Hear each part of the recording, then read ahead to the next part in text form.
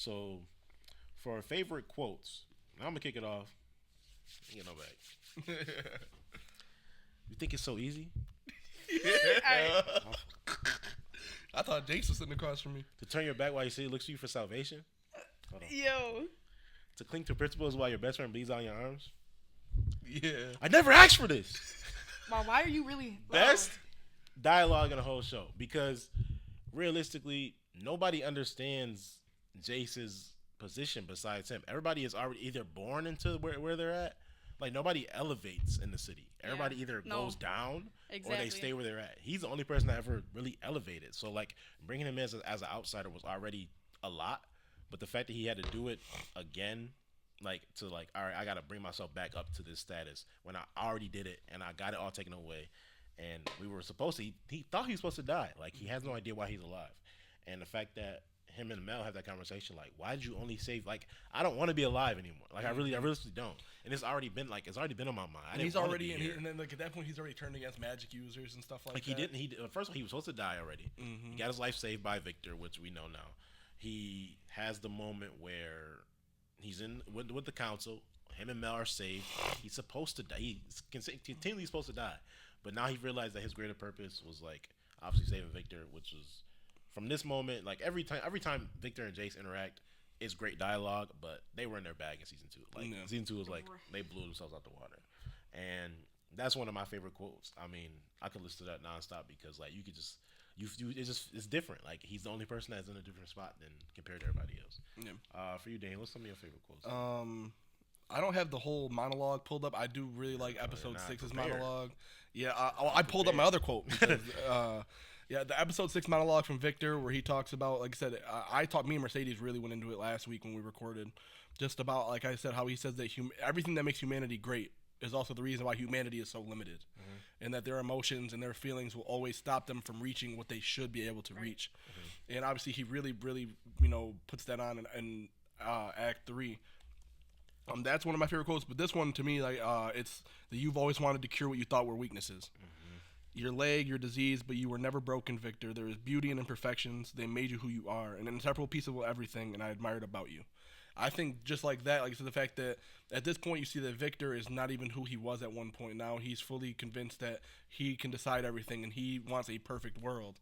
And Jace is like, no, like, that's not what is necessary. And the fact that he had already had this conversation with the mage Victor that he saw in the other timeline, and he told him about, how, they already talked that, and every time and everything, like, only you could show me that imperfection is good, that, there is no reason for perfectness. I forget, you said the quote last night.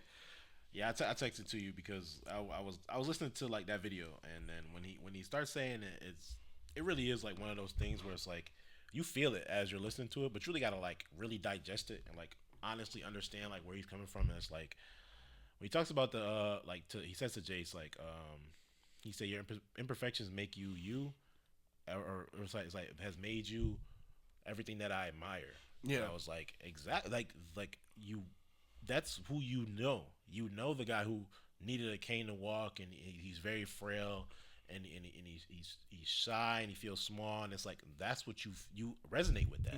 You understand, like, where he's coming from, and it's like now he's unrecognizable, and it's like. The mage Victor, when he sees Jace, when Jace talks to him in the other timeline, he at least says that there is no prize to perfection, only an end to pursuit. And that's when he says that, that's when he tells Jace, like, in every timeline and every possibility, only you can show me this, and this is why I always choose you. Yeah. And so, like I said, to me, those are, like, probably my two favorite quotes. Just right there, I said that to me is already my favorite part of the season. Yeah. So every time they even had those talk that they talk like that is just blows it out the water for me. That's kind of how we talk on zombies, but I wouldn't understand that. Y'all wouldn't get it.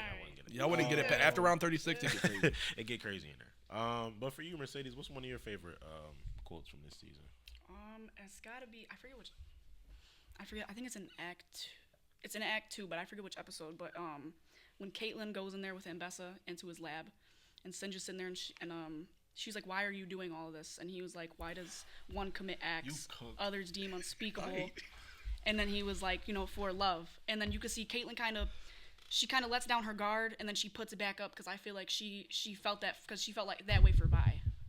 So she had to kind of put her guard back. I'm sorry, y'all. I'm You sorry, y'all. cooked, bro. All right, thanks y'all and, for joining us. He's That was a turning point doing for the whole season too. Though. It was it was crazy. Him and then because he's talking about his daughter. He's trying to cure her from a disease, which is really he's just trying to keep her alive. He doesn't want her to die or have to experience that. That one, that's probably my favorite one. And then so why does anybody do anything? You just see like, damn man. Damn, you pulled that one out the woodworks, bro. Wow. I've been waiting. I'm not gonna lie. That really was a great quote because it gives you that vulnerability to seeing this like I'm not doing this just to fucking experiment. Like you get I have imperfections. My eyes I barely can walk. My eyes fucked. Like I'm not a strong man. I'm just a regular man. But he's doing it all. I'm not trying to fix myself. I would have been fixed myself if I wanted to. It's not about me. You had another one you said? Yeah. I don't know. I think you did you say that? Yeah, I mean, you could say it, though. I mean, if you liked it. I mean, if you like it. The same thing. You've always wanted to cure what you thought were weaknesses. Jay's talking to Victor. In episode 9, he was like, your leg. He was like, your disease. But you were never broken, Victor. There's beauty in imperfections. That is beautiful. Like, that is beautiful. Whoever's writing their dialogue. It's like you can say that, but like the way he says it. Yeah, it's the emotion of the scene. Yeah. And it's like you get the Victor half face, and he still has that echoing like overpowering tone because they have this like when he's in his full state of being like the all knowing and the glorious evolution of him. He has that like echo into it, like it's like kind of terrorizing us like in a way. And he is like his normal voice mixed in with that, and it's like kind of like going back and forth because you only see half of like only his eye is like showing, and the rest of it is after echo through the time bomb. So and then when they hug, he sees like. When he sees that he was the one that chose him. Like I said, that's when he sees that his other version of himself is the reason that Jace is even able to have the hex tech. Right. I'm about to go watch the scene realistically, man. It's ridiculous how many good quotes there are in this season in general. I have one more that I want to go back to too. Just nobody's talked about Mel today. I really like the thing that Jace says to Mel when she talks about how this blood is foreign to her. And that she feels like she's a passenger in her life, that she's just built up on self-pity.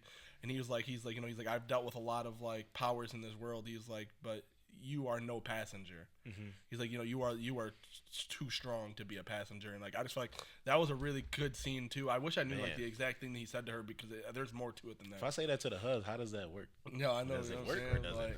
But I just thought that was really cool too, like the fact that like she questions everything about herself, and the fact that Jay still cares about her enough to realize like no, like there's nothing about you that says passenger. You are in full control, no matter what. It's just how do you put out your bag? Man, Jace was in his bag. It's like they was just in there freelancing, just talk, and just go in there and just start talking, man. I don't even care what